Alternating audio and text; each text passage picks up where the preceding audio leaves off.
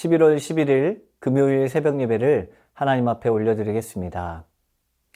오늘 우리에게 주시는 하나님의 말씀은 다니엘서 5장 1절에서 12절 말씀입니다. 벨사살 왕이 그의 귀족 1000명을 위하여 큰 잔치를 베풀고 그 1000명 앞에서 술을 마시니라. 벨사살이 술을 마실 때 명하여 그의 부친 느부갓네살이 예루살렘 성전에서 탈취하여 온 금, 은 그릇을 가져오라고 명하였으니 이는 왕과 귀족들과 왕후들과 후궁들이 다 그것으로 마시려 함이었더라. 이에 예루살렘 하나님의 전 성소 중에서 탈취하여 온 금 그릇을 가져오매 왕이 그 귀족들과 왕후들과 후궁들과 더불어 그것으로 마시더라. 그들이 술을 마시고는 그 금, 은, 구리, 쇠, 나무, 돌로 만든 신들을 찬양하니라. 그때에 사람의 손가락들이 나타나서 왕궁 촛대 맞은편 석회벽에 글자를 쓰는데 왕이 그 글자 쓰는 손가락을 본지라. 이에 왕의 즐기던 얼굴빛이 변하고 그 생각이 번민하여 넓적다리 마디가 녹는 듯하고 그의 무릎이 서로 부딪힌지라. 왕이 크게 소리질러 술객과 갈대아 술사와 점쟁이를 불러오게 하고 바벨론의 지혜자들에게 말하되 누구를 막론하고 이 글자를 읽고 그 해석을 내게 보이면 자주색 옷을 입히고 금사슬을 그의 목에 걸어주리니 그를 나라의 셋째 통치자로 삼으리라 하니라.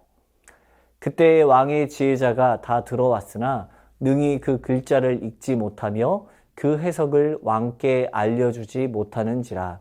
그러므로 벨사살 왕이 크게 번민하여 그의 얼굴빛이 변하였고 귀족들도 다 놀라니라. 왕비가 왕과 그 귀족들의 말로 말미암아 잔치하는 궁에 들어왔더니 이에 말하여 이르되 왕이여 만수무강하옵소서. 왕의 생각을 번민하게 하지 말며 얼굴빛을 변할 것도 아니니이다. 왕의 나라에 거룩한 신들의 영이 있는 사람이 있으니 곧 왕의 부친 때에 있던 자로서 명철과 총명과 지혜가 신들의 지혜와 같은 자니이다.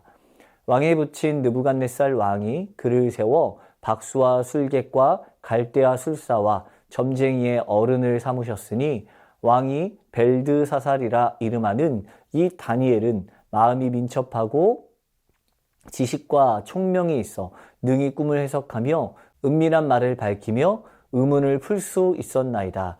이제 다니엘을 부르소서. 그리하시면 그가 그 해석을 알려드리리이다 하니라. 아멘. 오늘 본문에 등장하는 다니엘은 어느덧 80이 넘은 노인의 삶을 살아가고 있었습니다. 과거 느부갓네살로 인하여서 높은 자리에 있던 다니엘은 그 이후에 왕이 된 이들에게는 더 이상 불필요한 위치에 있는 사람이 되었습니다. 그 결과 다니엘은 바벨론 관료 중에서도 미천한 자리로 좌천되어 버렸습니다.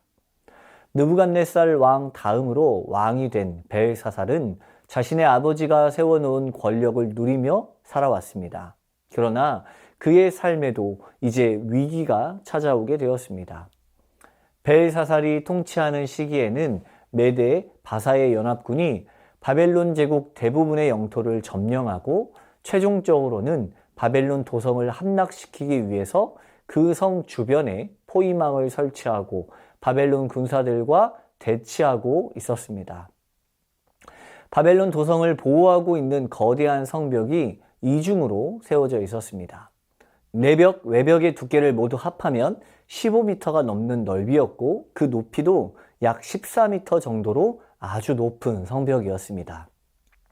그러니까 누가 보아도 이 성벽을 점령하기란 쉽지 않은 상황이었을 것입니다. 그러나 분명한 사실은 이들은 지금 포위당한 상태이고 그 상황은 녹록치 못한 상황이었습니다. 그런데 벨사살이 어떤 일을 행하고 있습니까? 귀족 1000명을 위하여 잔치를 베풀고 있었습니다. 보통 잔치를 벌이는 경우가 언제입니까? 그것은 좋은 일이 있을 때입니다. 전쟁에서 승리를 했거나 왕의 즉위식이 있다던가 또 결혼식과 같은 축하할 일이 있을 때 잔치를 벌이게 됩니다. 그런데 오랜 전쟁으로 지쳐 있고 또 포위된 상황 속에서 전쟁을 벌인다는 것은 일반적인 생각으로는 쉽지 않은 결정이었을 것입니다.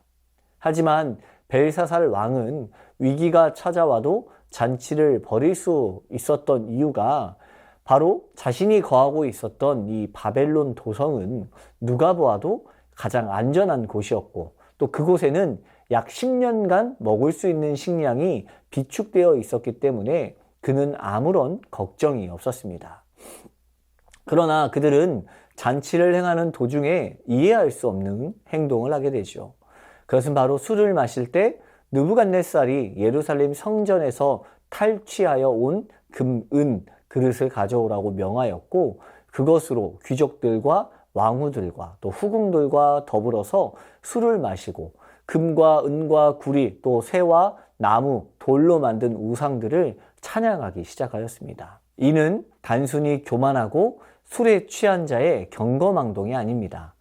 벨사살 왕은 분명하게 느부갓네살의 꿈을 통하여 계시되었던 바벨론 제국의 운명에 대한 계시를 알고 있었습니다. 이 행동은 벨사살이 하나님의 계시를 무시하면서 자기들이 섬기는 바벨론 신들의 도움으로 절대 망하지 않을 것이라는 사실을 귀족들에게 각인시키기 위해서 의도적으로 행한 행동입니다.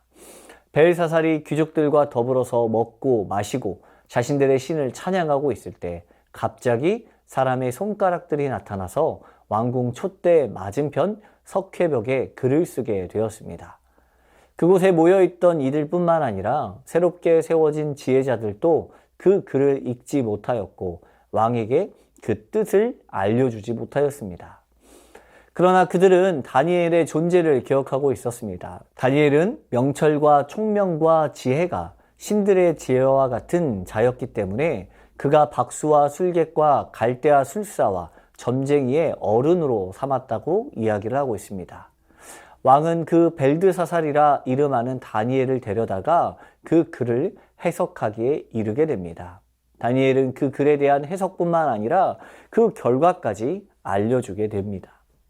곧 바벨론의 멸망과 벨사살의 죽음이었습니다. 벨사살 왕의 교만이 곧 그의 죽음이 된 것입니다. 그의 죽음을 통해서 알 수 있는 사실은 교만과 쾌락을 일삼는 이들의 마지막은 결국 멸망이라는 사실입니다. 벨사살은 분명히 자신이 지금 처한 상황을 알고 있었습니다.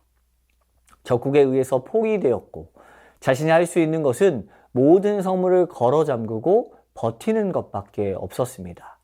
그러나 그는 그 상황 속에서 오히려 자신의 모습을 온전하게 보지 못하였고 교만함으로 하나님을 모독하였습니다. 그리고 쾌락을 즐겼습니다. 귀족 1000명을 불러놓고 국가의 존망이 걸린 상황 속에서 하나님을 모독하고 잔치를 벌이며 아무런 힘도 없는 자신의 능력을 의지하고 있었던 것입니다. 이것은 자신의 상황을 바르게 보지 못하고 있는 교만한 자의 어리석음입니다. 죄로 어두워진 교만은 쾌락 속에서 파멸로 걸어가게 됩니다. 역사적인 기록에 의하면 여타 바벨론 왕들은 많은 사람들과 함께 연회를 하지 않았습니다. 그 이유는 바로 암살의 위험이 있었기 때문입니다. 그런데 벨사살은 무려 1000명이 넘는 귀족들을 불러놓고 술잔치를 벌이면서 자기 자랑을 하였습니다. 교만은 하나님이 아닌 자신을 의지하는 것입니다. 교만한 이들은 쾌락을 사랑하기를 하나님 사랑하는 것보다 더한다고 말합니다. 미련한 자는 악한 행동을 통해서 쾌락을 찾아갑니다. 이러한 쾌락을 좋아하는 일은 궁핍해질 수밖에 없습니다. 온갖 욕전과 쾌락의 종이 되어 지금 자신의 삶을 바르게 보지 못하는 어리석음에 빠지게 됩니다. 우리는 오늘 어떤 쾌락에 빠져 있습니까? 내가 가지고 있는 그 쾌락으로 인하여서 하나님을 대적하고 있는 모습은 무엇입니까? 교만은 내가 가지고 있는 힘이 드러나기 시작할 때 나타나기 시작합니다. 그 교만으로 인하여서 내 욕심이 드러나게 되고 자신의 힘을 의지하며 쾌락을 즐겨 살아갑니다. 두려울 것이 없기 때문입니다. 벨사살은 멸망을 향해 달려가고 있었지만 자신의 상황이 어떤 상황인지 분별하지도 못하였고 거짓과 허황된 욕심에 빠져서 우상을 따르고 있었습니다. 오늘 우리의 삶을 통해서 믿음의 결단을 행하길 원합니다. 헛된 삶을 따르는 것이 아니라 오직 다니엘이 자신의 뜻을 정하였던 것과 같이 하나님을 향한 믿음의 뜻을 정할 수 있기를 바랍니다. 하나님 앞에 뜻을 정하여 온전히 나아갈 때 어두움 가운데 피할 길을 허락하시고 바르게 설 수 있는 기회가 되는 것입니다. 내 삶의 교만의 잔재들을 제거하시길 바랍니다. 내 안에 남아있는 하나님이 아닌 다른 우상을 기대하는 마음들을 지워내길 바랍니다. 하나님 안에 있을 때 삶의 회복이 일어납니다. 또한 하나님 앞에 서 있을 때 우리 안의 문제가 해결될 것입니다. 오늘도 이 사실을 기억하며 나아가는 삶이 되길 축복합니다. 오늘 이 시간 말씀을 생각하며 함께 기도하겠습니다. 내 삶의 교만이 사라지게 하시고 우상에게 기대는 어떠한 마음도 지워지게 하옵소서. 온전히 하나님을 섬길 수 있는 믿음의 담대함을 갖게 하옵소서. 하나님보다 더 사랑하는 쾌락이 무엇인지 깨닫게 하시고 주님을 예배함이 우리의 참된 기쁨이 되게 하옵소서. 하나님을 향한 온전한 뜻을 정하게 하시고 정한 뜻대로 살아가는 믿음의 결단이 일어나게 하옵소서.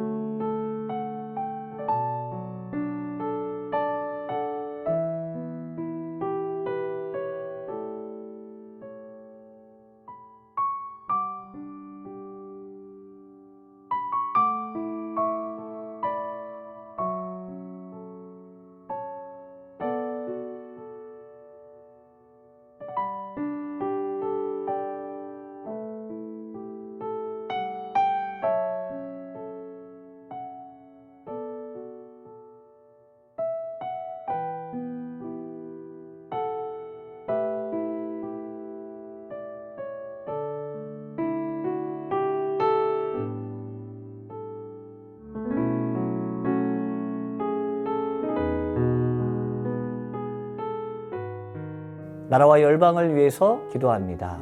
온 나라와 열방이 성령의 은혜를 경험하게 하옵시고 고통받는 자들에게 생수와 같은 복음이 선포될 수 있게 하옵소서. 광주 전남을 비롯해 전국적으로 가을 가뭄이 지속되고 있습니다. 풍성한 비를 내려주셔서 메마른 땅에 생명을 부어주시고 또한 영적인 가뭄 가운데 빠져있는 심령 위에 성령의 단비를 내려주옵소서. 한반도의 평화와 안전을 지켜주옵시고 나라의 위정자들이 지혜롭고 민첩하게 대응할 수 있게 하옵소서.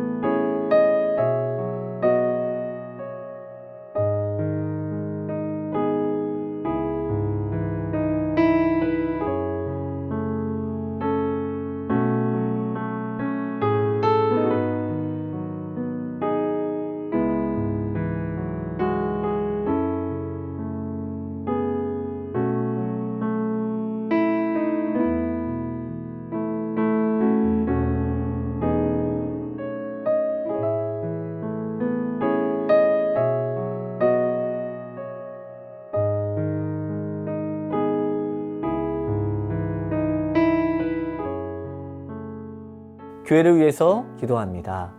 11월 감사 노트를 통하여서 감사하는 생활을 알게 하시고 매일의 삶 가운데 감사의 제목을 찾게 하심 감사합니다.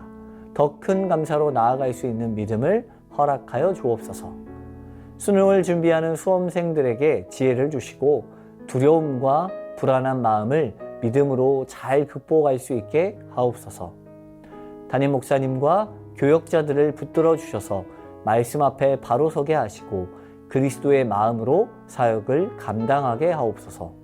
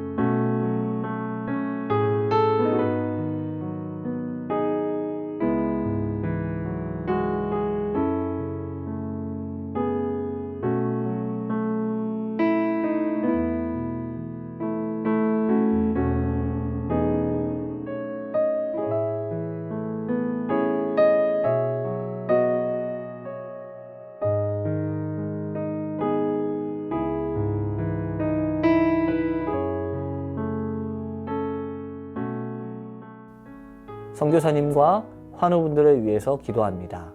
방글라데시, 스리랑카 박수키 선교사님을 위해서 기도합니다. 방글라의 시드센터를 통해 예수님의 복음의 통로가 되고 그 지역에 선한 영향력을 흘려보낼 수 있도록, 스리랑카에서 언어를 익히는데 지혜와 지식을 더해줄 수 있도록, 스리랑카 위에 주의 긍휼이 내려 정치와 경제, 사회가 안정이 되도록, 과테말라 도익찬 노행자 선교사님을 위해서 기도합니다. 함께 사역하는 팀원들과 잘 협력하고 한 사람도 고산증에 시달리지 않게 하옵소서. 여러 사역을 통해 뿌려진 씨앗들이 많은 열매를 맺을 수 있게 하옵소서. 주님께서 보여주신 선교센터 부지를 적당한 가격으로 매각하거나 기부할 수 있는 믿음을 땅 주인 할머니에게 주시도록, 그 땅이 하나님의 도피성이 되어 가난하고 고통받는 영혼들이 위로와 쉼을 얻고 주님을 만날 수 있도록, 노방전도와 왕진, 독거노인 섬김 등 구제사역이 활발하게 지속될 수 있도록, 환우분들을 위해서 기도합니다. 문현자 권사님, 권우순 권사님, 이민남 권사님, 신혜남 권사님, 추명호 성도님, 추승민 형제님, 이춘실 집사님, 김인혜 집사님, 최혁기 성도님, 이길태 집사님, 김찬준 집사님, 김영자 권사님, 정순금 권사님, 김봉남 권사님, 김광순 집사님, 박문천 집사님, 노성빈 형제님, 최혜랑 집사님, 아버님, 이외에 우리 안에 주변에 있는 환우분들을 위해서 선교사님과 환우분들을 위해 기도하다가 개인 기도로 나아가겠습니다.